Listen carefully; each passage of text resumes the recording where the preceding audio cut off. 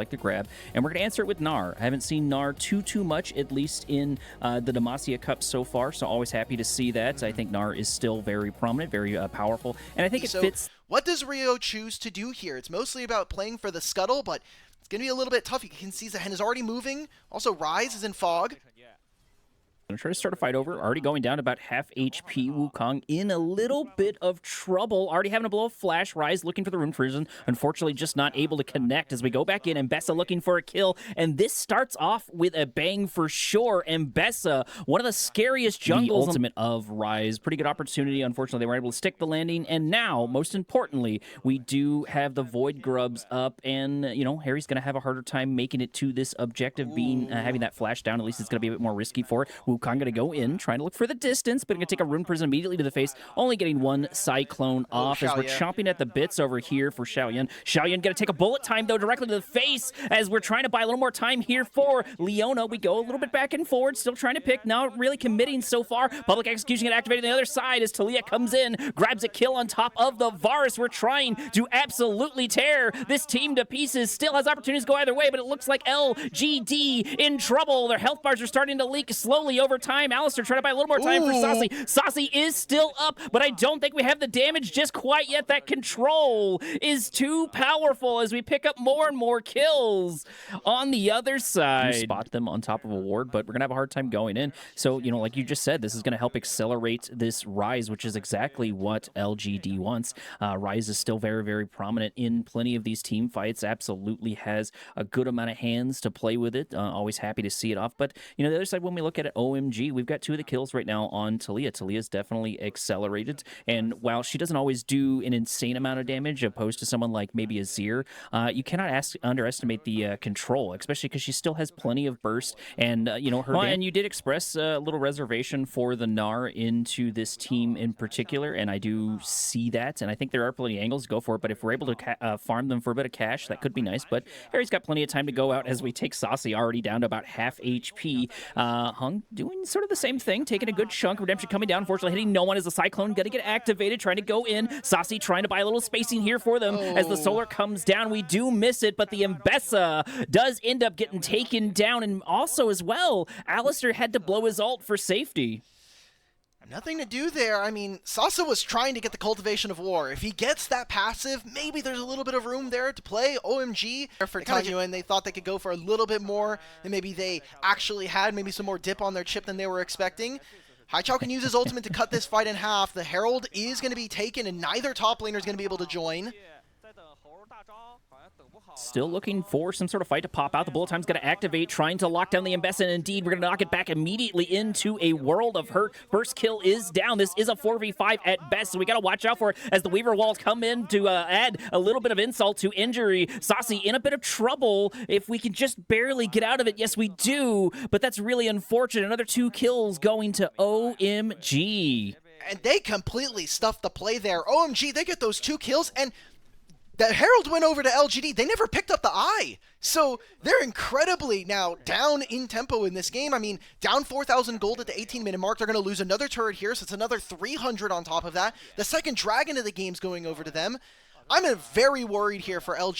Getting close to that 20-minute mark as the blue buff goes down. YCX looking for something to try to happen here. We're going to activate the ultimate for Alistair, trying to keep ourselves alive. Redemption coming down, but it's going to be a little too late as the bullet time comes in. That control is just too powerful for OMG, and Saucy once again just kind of isolated from their team. We're really just floundering as the Weaver wall comes up. So does the Cyclone. Flash over the wall, but it just buys us a couple of precious seconds. Rise there, trying to get out with an ultimate, but unfortunately, we're going to miss it. However, the Cavalry is here. The Rune Prison coming down, looking for the damage. Talia in trouble as Rise does it again, picks up a kill. Saucy doing the exact same thing, trying to lock down this Wukong. Yes, indeed. It looks like we're slowly turning this around. The Cavalry coming in last second because Harry is in the bot lane. We thought that the Rise ultimate being stepped out of was a mistake, but Tangyuan knew that his teammates were right on lockstep with them.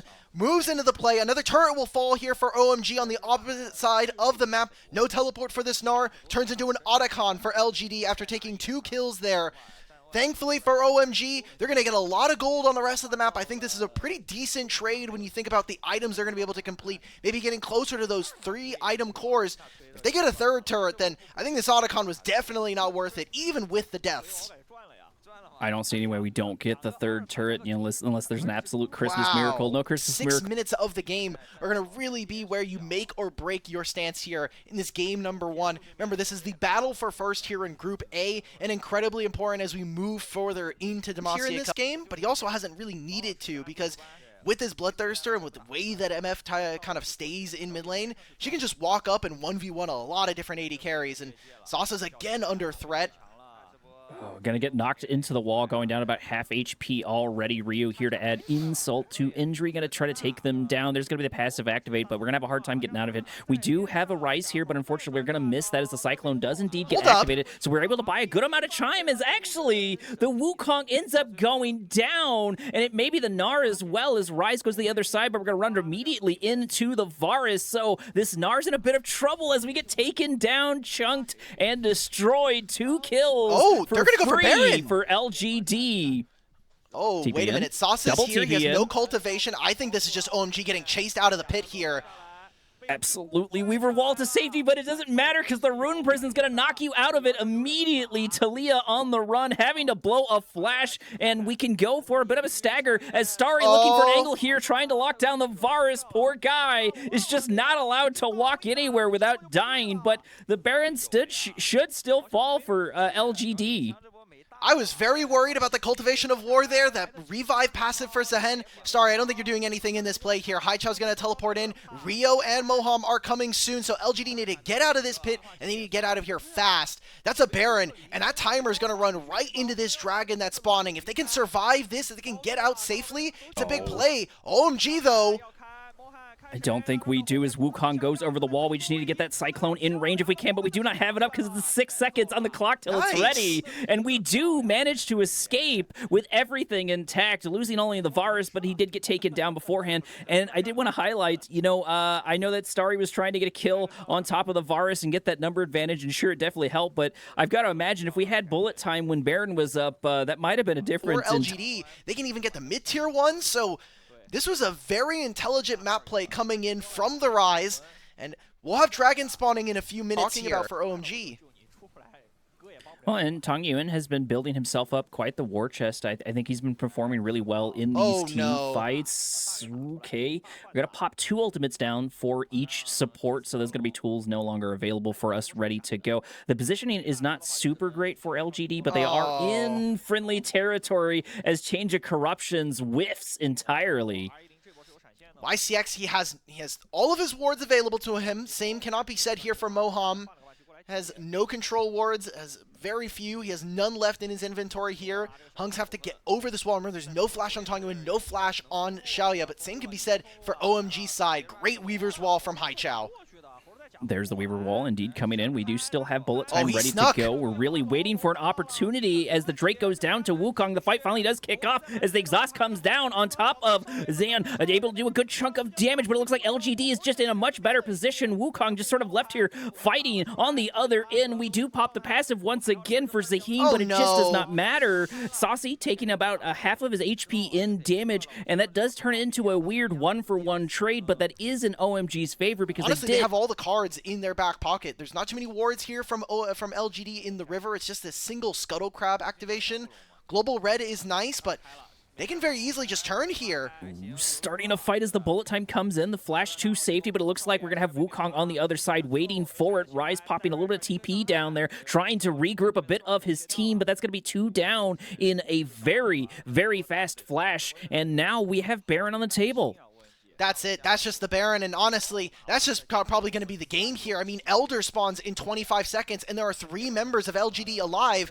Changwon with no Realm Warp to reposition. Hung still has a Poke-like execution, but you can see that LGD have no space to walk on through. They'll take this mid lane wave, and it's going to be Baron for OMG, and maybe even that Elder afterwards in 10.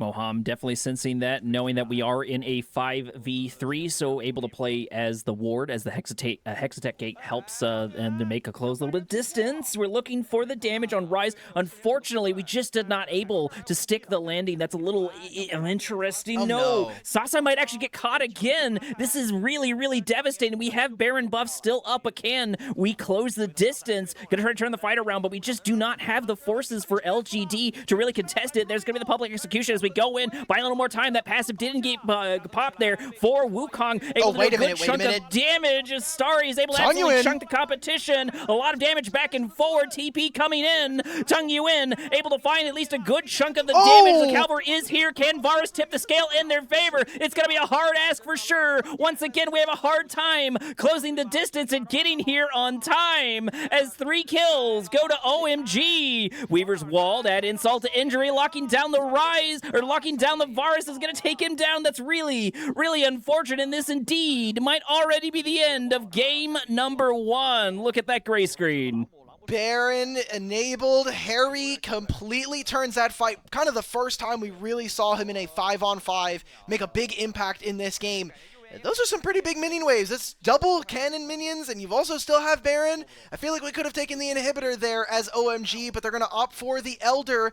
They're going to be wasting a lot of this purple buff that's on their backs, but Elder is going to be a great way for them to end out this game. They're going to have to reset, however, and waste a little bit of that time. LGD will respawn. Disjointed the entire game over and over and over. Like, how many times did the Varus arrive to these fights last, or just with no mana, or just dead, right? You know, it happened time and time again. And you know, that was another good example. They arrived extremely late. Ooh, bullet time, going to lock him down, but we're going to pop the Zhonya's immediate Tung Yuan, able to buy themselves a little more time, but it looks like we're going to put a whole bunch of resources there, trying to lock them down as the Wukong goes in. Cyclone gonna get activated. Saucy is still alive, but it's gonna be a moot effort, and indeed, end of game number 1 is on its way as tower after tower goes down, followed shortly behind with the Nexus OMG taking the first point of this series. OMG, just a solid game. Nico has so much explosive power and the ability to just kind of warp a game instantaneously. I'm a little worried, though, when we look at the combination between the Scion and the something happens kind of thing. So that's not real surprising whatsoever. We want to get those levels as we clear out the camps and go for a couple of more things on that much-needed ultimate to really pop off. But the other thing, though, too, is we don't really have vision other than the pink inside the... crit damage. We'll have access to a little bit more attack speed, but won't have things like the Kraken Slayer that'll help him punch through a champion like Scion later on. Trying to make things happen. The flash over the wall. Pop Blossom at least catching one so far. As the Crescent Guard going to get activated, going to knock back to the other side. Nocturne going back in, but unfortunately, it's going to go immediately to his death, and the first kill finally hits at the 14-minute mark. Which will open up a bit of a timer here. They'll grab the Herald, and then they can make a play for the Dragon that spawns very soon afterwards. We're going here from OMG. Nocturne turning off the lights as we get absolutely shredded. Pop Blossom goes in, but it hits an absolute goose egg. That's going to be a little unfortunate. Starry has to go out of the fight as Inara tries to close the distance. We do pick up a kill, but it's going to cost us our lives. Just needs 1 or 2 more shots. Nico is able to pick it up as Scion absolutely rocking player after player. LeBlanc looking for the damage, having to go back on the other side, and Scion sent to the bouncy castle. The Herald gets picked up by Sasa, but the kills where they land and the overforce there from LGD, Moham gets completely stuffed there. That was a great ultimate from Hung. That Crescent Guard Soul. Infernal Soul, the entire team is going to love for obvious reasons. We're still looking for a number advantage, not taking the objective just quite yet. Or at the very least, just trying to take a couple of camps away, deny them for the other side. Scion looking to start a fight over here, going down to about half HP. No response here for OMG just quite yet. Scion just takes so much damage and does indeed go down what feels like for free. Nocturne going to turn off the lights as we try to lock down and go. And we do actually find the real LeBlanc, but we cannot close the distance just quite yet. Yes, indeed. We are able to grab it there on Azir, picking up 1 for kill. That is a 1-for-1 trade. What a weird interaction. Scion going down, just no real response. And then the same thing with LeBlanc, and we still got to fight over here for this Drake. I don't think this is very free. I mean, Starry could always fly through with the killer instinct. This is dangerous here for LGD. They don't have a ton of buttons. Also, Moham, half HP, doesn't have flash, but he does have Pop Blossom. Bouncy Castle is up, locking down the Nocturne. There's going to be the Crescent Guard. Drake is still up, but it doesn't matter as the Nocturne goes down. Azir going to about half HP. This should be a free Drake for LGD. And yes, indeed, we're able to pick it up, the first little part of Infernal Soul, and that's going to be a lot of much-needed pressure, a lot of tempo for debuff, I'm going to call it, because it mind controls teams into death. That debuff is indeed up. We're looking for the advantage as Nocturne comes in, looking to try to lock down the Inara, but we're going to fight them underneath tower. That's going to be a one-for-one trade the long way around, and I got to imagine losing Nocturne right before Autocon pops is probably not the best thing for your team. Oh boy, well, that's going to be incredibly problematic. I mean, there's no Autocon for you to be able to kind of contest around, no jungler there, but Xiaoya is a big portion of their damage. Hung is going to start it anyway. There's a play in mid lane. They're going to just go for Sasa in the mid. Maybe go for mid tier 2 or mid tier 1 as well. Azir's on this side of the map. LGD are just stuck trying to answer both sides of the map, and they get nothing for it. Yeah, Autocon's still up, still ready to go, and we've managed to split things up on OMG, pushing in the bot lane, pushing in. We're going to start there with the Autocon, not having a good amount of damage, but so far we don't see that it's going on just quite yet. Tangyun doing a little bit of a hello as Autocon goes down about half HP. We do back off, maybe trying to lock down Sion. That wouldn't be the worst thing. Sion doing that sort of hammer and anvil thing that I was talking about before, sitting in the mid lane while his entire team's over here. We do have an ultimate to play. We do have a TP, so we can get in range extremely quickly, especially with Nocturne turning off the lights, but both sides are just looking for one little misstep. T1 finally going down for the first time for OMG as Autocon still doing a little bit back and forth. Azir slapping down his fake turret right there, providing a little bit of pressure. We're going to get taken down here. No? Okay, we have just enough time in order to get out as Sion goes in, but he's here entirely by himself. I know this is going to be a tanky person. Ooh, as the Nocturne goes in, takes a whole bunch of damage. We are still alive, but over the wall, Tong Yuen able to pick up a kill. Autocon absolutely shredding armor back and forward. Neither side wants to fight inside this debuff. One-for-one trade so far as both junglers go down, and we're still trying to take the Autocon. Moham does have ultimate here, but he doesn't have flash, and this Azir turret is getting so much work done for them. Azir plus Kai'Sa, they shred this objective. Speaking of shredded, look at these HP bars as more and more go down. Pop Blossom on 3, but do we have a follow-up? No, we do not, as Starry is not in range. Autocon still absolutely up. 8 seconds on the clock for both junglers. We do pick up a kill. This Sion absolutely paying out dividends. Starry! As YCX looking for a kill, but only going to fight death instead as the Q comes in. Kai'Sa picking up a double kill. Can we get the triple? No, unfortunately we cannot, as Flash to safety, but the Autocon ultimately goes down. Starry grabs the Autocon and he completely the bottom lane wave. Because they have this Azir turret, it's so much easier for them to play. So now they get the Autocon, and we still have a dragon. OMG now win big time on these objectives. And pretty good Pop Blossom. A little sad to see there wasn't an insane amount of follow-up, but that was more time in the sun. Starting to fight now as once again Sion goes in. Crescent Guard getting activated. That's going to be ult for ult. Bouncy Castle coming down and going down just as quickly. Nocturne turning off the lights, and now we're looking for a angle to start the siege here on mid tower. This is a good spot for them to go over. It looks like Tong Yuen looking for an angle here on the backside. Going to run directly into two pinks. Harry taking a good chunk of damage, getting super close to going down, but still that tankiness coming in clutch, those stacks continuing to build. And something I wanted to double back to is Harry, that previous fight, sat on Autocon the entire time. That's a lot of tankiness. Yeah, he doesn't have a lot of the shot clock of this game. You don't want to be doing that. You don't want to be giving 3 items. You don't want to get to a Sion who's at that point and getting 3 items. They'll get the tier 1 in bottom lane, but this Baron is very, very important right now. I mean, OMG, they have such great ways of literally the same people having sort of the same matchups as they run into. Finally, it looks like we're going to crack the T3. Going to take that down. That's going to be some much needed. We have a Sasa teleport come through. Tong Yuen has his teleport ready, but he's leaving base now. Look at how fast this Autocon disappears. TP coming in. Nasher looking for an angle to lock them down. We do the little spear to say hello, but OMG I think is just trying to bait this out. Reset on Nasher as we go back down to half HP. Gonna do a full reset for that one. Tongue in, poking in, saying hello, trying to get this pink ward down. Fight for that vision. We do have fake Nocturne over here in the background. We're gonna start a fight there as Zen goes in. They can't see Moham. Activated. We're gonna go on the other side. Pop Blossom on 4. Is this the opportunity to turn around? OMG looking for the damage. Azir comes in for the 1-2 punch, and we're looking for the ace, and there it is! Full team wipe! What a fight! 5 for 1 trade, didn't even care about the Baron. OMG played that incredibly well. The vision denial from the Nocturne. They don't even see Moham in the back line, and he lets it rip with a Pot Blossom. That'll be the inhibitor going down, and with the long death timers, this might be the end of the game. OMG might just take this in 2 games.